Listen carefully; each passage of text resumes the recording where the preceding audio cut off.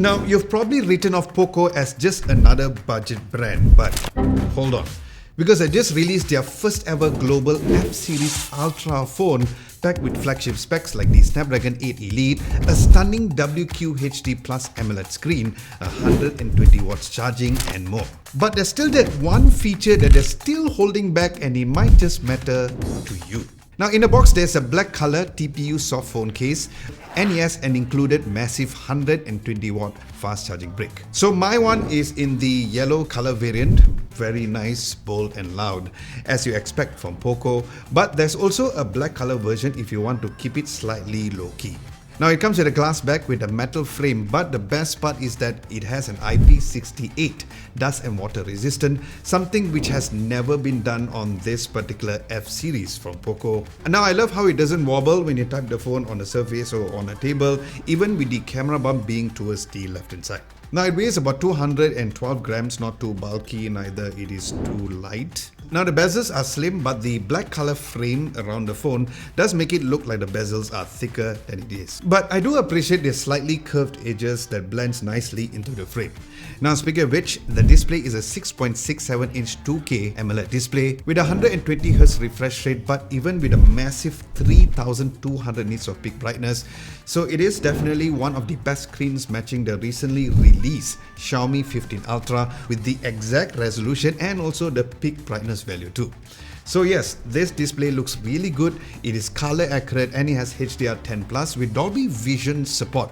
Now, like many flagships, this has tons of TUV rain lens certification, so your eyes will thank you, especially if you love watching videos or using your phones in a darker environment or even at night. Now, inside there's the latest and greatest Snapdragon 8 Elite 3nm chip, still the most efficient and powerful chip in the smartphone game. Yep, I hope Exynos and MediaTek are taking some notes over here. Now, there are two options, 12GB of RAM and 256GB of storage, or 16GB of RAM with 256GB of storage. But what's nice is that the speed of the RAM and the storage are on par with the likes of the Xiaomi 15 Ultra, because it uses an LPDDR5X RAM with UFS 4.1 storage too, so that was really nice. Now Poco phones have always been known to be the best at the gaming performance, so there's a Vision Boost D7 chip, which is a dedicated graphic boost chip that will give you the best gaming results. So stay tuned for my in-depth gaming test as usual during my long-term review of the phone, so do subscribe to this channel if you guys haven't done so. And yes, there is the AI integration all included in this phone. So yes, welcome to 2025, which supports Xiaomi Hyper AI powered by Google Gemini. So you'll find features like the circle to search, AI writing and more, where there's even an AI speech or voice recognition built in. Now this particular AI speech or voice recognition is probably not the best, but decent to say the least. Now onto the cameras, this comes with a triple camera setup with OIS, led by a 50 megapixel main camera, and based on my quick shots, as expected for Poco phones, this Ultra looked great during the day and at night too. Then there's also a 50 megapixel telephoto camera, and this has to be my favorite because the photos taken over here, especially for the 48mm and even the 120mm, look really nice. And the 32 megapixel ultra wide camera for the rear also performed well with no visible edge distortion. With no visible edge distortion. I can't say distortion. With no visible edge distortion. But to be honest, the color shift between the main lens and this particular ultra-wide lens is probably not the best as of the recording of this video. Then finally, the front camera is a 32 megapixel camera. But while the rear cameras record up to 8K 24 frames per second, I do wish that it record up to 30, but that was fine. But the front camera only records up to 1080p 30 FPS or frames per second. So yes, that is that one thing they haven't given us yet.